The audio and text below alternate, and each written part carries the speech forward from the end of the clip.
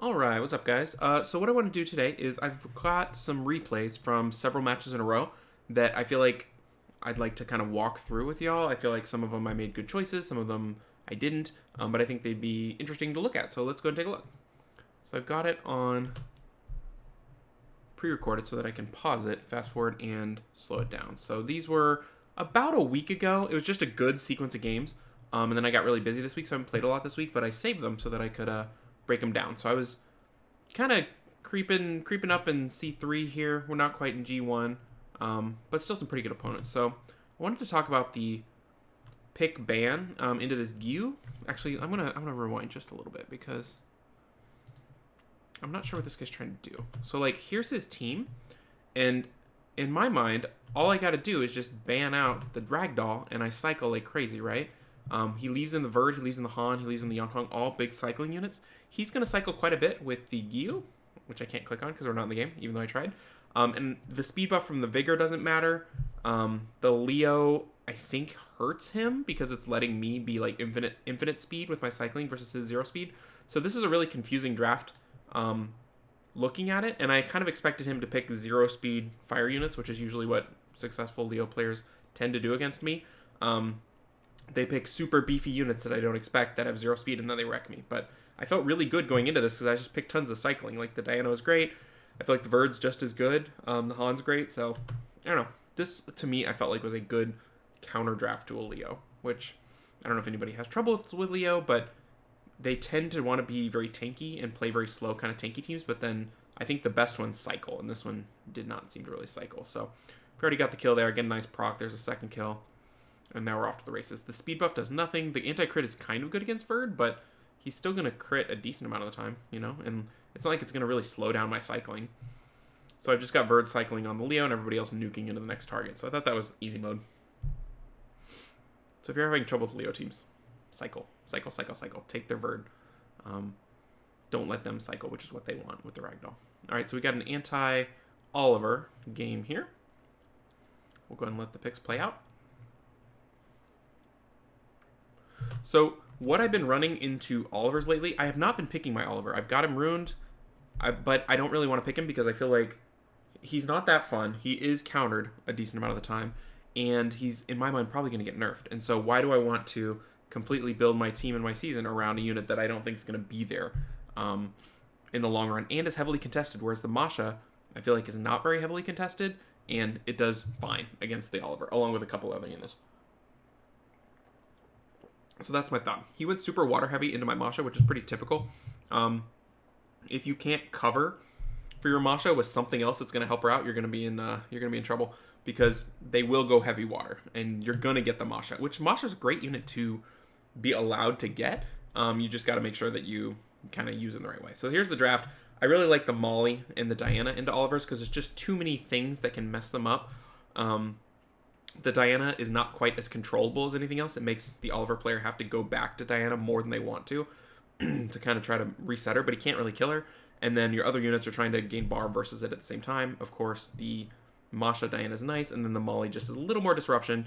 The cooldowns don't matter to Molly. You can take her bar, but the cooldowns don't matter, so it's kind of a tough thing to control. And then the Tessa, I felt like into here was pretty solid against everything except the Taor, because it can mitigate a lot of the damage from the water Ryu, and I run mine on minus water, so... This was the draft. I felt like it was a pretty solid look. I get the Tessa against his only passive is Juno, which is fine. He gets the sleep.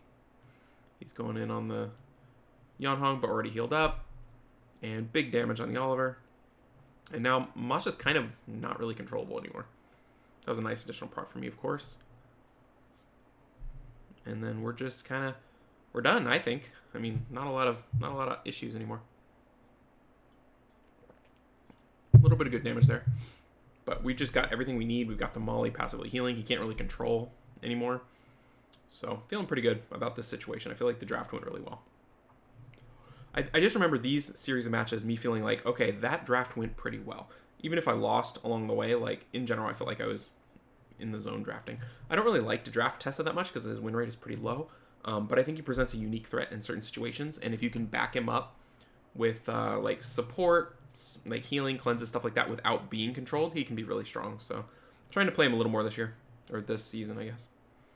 Alright, so when someone picks Molong, I immediately pick Nana because Molong and Nana go together so well. I also almost always pick Dominic because it seems like people that are trying to do single target snipe / bruiser, they always want the Dominic.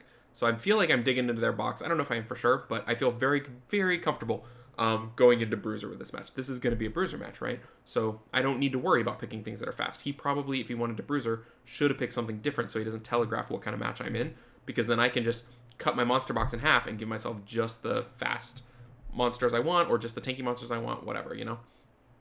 So here is how it played out. He had no healing, which I felt pretty good about. I've got the Molly for cleanse. He's got the Chandra, which is interesting. And then he's got the Masha into my Dominic. So my Dominic might be in some trouble. We'll just have to see. But I feel pretty good with Han, Nana, Dominic. That's a pretty brutal combination of monsters. Like, those are just killers, you know? And Nana loves that, you know? Nana gets the defense break, of course, tuned to go before anything else. Han basically solos the Chandra. We go get the kill for sure to get an orb, because we're going to need it. I mean, violent proc there. Very nice. He gets the Reckless. That's only one orb. He's still working, but we get another orb, and that's basically it. So another, I feel like, anti-single target, anti-bruiser draft that just went really well. And normally you'd think, oh, the Rika is going to be such a problem, but the Nana plus the Molly just kind of mitigates what she's able to do. She can't really control the Molly. She can't really control what the Nana's able to do. And if you bring in two heavy nukers like that, you're feeling pretty good. I mean, not everyone can bring Han Dominic, but you can bring Dominic X some other nuker. You just got to explore which nuker you want. In general, the ones that have some sort of damage mitigation are great, which they're trying to introduce more and more. Either like Dominic, you don't need to ruin them damage, or like the guys with the giant hands, they protect themselves in some way. So even Theo's not bad. Theo's a huge threat. He's just not played very much. But he's element neutral. I mean, he does a bunch of damage. Like, I don't know. It's pretty good. So, again, we've got another super tanky match. Obviously can't let Leo ragdoll through. That's just too much cycling. I'm not happy he has the Molly, but I can bring the Tessa for the passive in the Molly, in the Leo, and the ragdoll. I feel like that's pretty safe. Again, we're showing tons of threat in the Dominic Han with the Nana backup. So he lets me have both of my threat monsters plus my Tessa and Yanhong, which that's why super strong LDs or good choices in general make you so fearsome, is that you can present these problems that don't have a lot of solutions and then surround them with the counter picks, you know? And so he let through what he felt he could have the best shot at, but going into something like this, I feel like I have a pretty good shot too. He might out-heal me. He's got tons of heals, but I feel like direct single target in Dominic and Han pretty much wrecks single target, like, healing. They just can't cycle around over and over and over, you know? That's kind of how I feel going into this match. Whether or not that happens, I don't remember.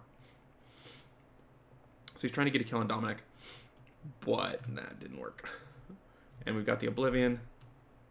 Oblivion's now gone, so we're going to miss some crits, but, I mean, a pretty devastating opening round, right? Just probably a Rune issue, but maybe just a draft issue. I don't know. But that was not great for him. And then this is the last match of the set, and the first G1 I faced all season, so I was kind of excited to fight a G1. The pool of G1s was so small, and it still kind of is, weirdly. So, what am I doing here? I'm bringing the Triple Revenge Verd, because what I see is 4 AoE and an Oliver. Do I ban Oliver? No. Because I've got Double Fire Molly, and so I'm trying to find how he's going to kill things, and with 3 fire units against 3 wind units against my 2 fire units, I don't feel like the wind threats are as bad as they might be otherwise. I feel like the Carnal's the problem, because he's a lot of AoE control. He is kind of hits like a truck and will wreck my whole team equally, so I banned out the Carnal. Might be a little risky, but I feel pretty confident in doing that. The Verd kind of counters the Oliver a little bit. Like, he can't control the Verd. He can't even Oliver the Verd ever. Like, some of his units can't even attack my units safely. He's relying on that more to do everything. And then the Molly is just uncontrollable chaos, so that's why she's there. So we get 1 crit back, so we get to take turn 1 basically from him with the Triple Revenge. We're just putting pure damage into this guy with Han, because we're not going to defense break, but we will wear him down eventually. I switched to the Chung Pung because I think I can maybe burn him a little faster, and defense break. We get the kill with the Masha, and now we're in really good shape. He's desperately trying to kill the Molly, but I've just got so much cycling that, I mean, it's going to be tough sledding, you know? Takes him, what, 3 more turns? And by now I'm way ahead. Dismount with the Han. And then he gets one more little shot in there, but now that's dead. And it's just us against a blue guy, which He'll get a kill eventually, but just got too much gas left. So I feel like that was a pretty nice way to play against Oliver. I'd rather play against Oliver than bring Oliver, because I feel like you can bring 2 units that are solidly in the meta that aren't necessarily going to get busted back by anything. You know, like if you bring Molly and Masha against an Oliver, the Oliver is severely weakened, and there's not much that he can bring to punish you for bringing Masha Molly, you know? So you've kind of countered him, but also stayed kind of in the middle of where you want to be without going too far one way or the other. You can fight speed, you can fight control a little bit, and you can fight bruiser with that combo. So I feel like it's a pretty nice little counter. So let's see. I think I'm going to go through the runes. So that's where I'm at for the season. This is since my rerun from a couple weeks ago now. My win rate's gone up quite a bit because I think after the rerun I was in like the 50s, and now I'm up into the 60s. So win rate's much better. Still going to stabilize about where I usually go, around 65. But that's way where I want to be versus like in the 50s. It's just too hard if you're going to play in the 50s. So here's the runes. Here's Pra. You've seen these in the video a while ago, but I'll just go over them again. Here's the Chandra. A little faster on my best Swift set because he's boosting, slowing, hugging. Like if I'm going to bring a speed lead, he's a good one. He doesn't win a lot, but I like him conceptually to try him out. These are all the runes I did just a little while ago that you guys have seen. There's the Nana. She's on 100% crit, trying to get her to bring a little extra. And I've got the Molong Bulwark on super speedy mode to try to snipe. There's the Verd. Juno 280 Despair Revenge, which is I think pretty good. There's the Tessa. Nothing special. Just a little bit of everything. Try to be efficient. Get him some accuracy. I think crit rate on accuracy on 3 is what I've got on his artifact. Here's the Masha. I really like the Masha build. She's 265 speed, tons of HP, good attack, good defense, and then 100% res with my Yanhong lead. So she's got everything going for her, which I really like that build on her. She's my most efficient unit by far. By far. Here's my Leo. There's this guy. I never use him. Here's the Diana on additional damage by attack, which is how you have to build your Diana for your artifacts, because she gets way more attack when she's a human form, and then she just smokes them. Here's the Dominic on, I think he's on, yeah, attack, HP, attack, yeah. Just some pretty good efficient runes. Not as fast as some, but he can't be that fast without a speed slot too. Here's the Yanhong 292, or 302, 302. So really fast, really tanky, and just waiting for another quad roll to bump her up a notch. My Molly, I feel like, has paid dividends in this new build I've given her. I've really bumped her speed up. I've never really taken her into the 270 range, and it's a big difference. Like, she cycles a lot more, and in my mind, every speed you give her is the potential for her to stabilize against your opponents. You know, like they're most likely trying to control or push back, and if she can race right back up, they don't want that. They want her taking as few turns as possible, and one way to do that is them deny her turns, and the other way for them to do that is you ruin her slow. So I want her to be at least as fast as the unit's trying to control her, and I feel like the 270 range is about where it is. Again, not 100 resist, because I'm trying to spread out the rolls into defensive stats and speed, but 99 resist with Yanhong lead, which if I'm going to play this kind of unit, I'm probably going to have the Yanhong lead. So she's on Violent Blade, because why not? And then there's my Han. He's been the same for forever. He's just on my super efficient set that I can find. This I'm not sure about. He's built really tanky, but on triple NEM, that doesn't seem quite right. If I want him to cut, I don't think he can be that tanky, so I don't know. I might change that. And then the Frigate is slightly changed, but I don't really use him anymore. So anyway, that's just a few matches. I just want to walk through kind of my thought process. I felt like they were very draft-heavy matches, not so much build-heavy or play-heavy, just like, here's how I draft into this, here's how I draft into this, and here's what's successful for me. I mean, certain units gets left on the sidelines in certain situations, but you want, if you can, you want your opponent to see your draft and be like, ugh, what do I ban? Like, that's success for you, whether you win or not. Try to put them on the back foot. Don't let yourself go into a draft like hoping and praying. Go into a draft confident in what you've brought to deal with his issues. So anyway, that is it for this one, and I will catch y'all in the next video. Take care, everybody.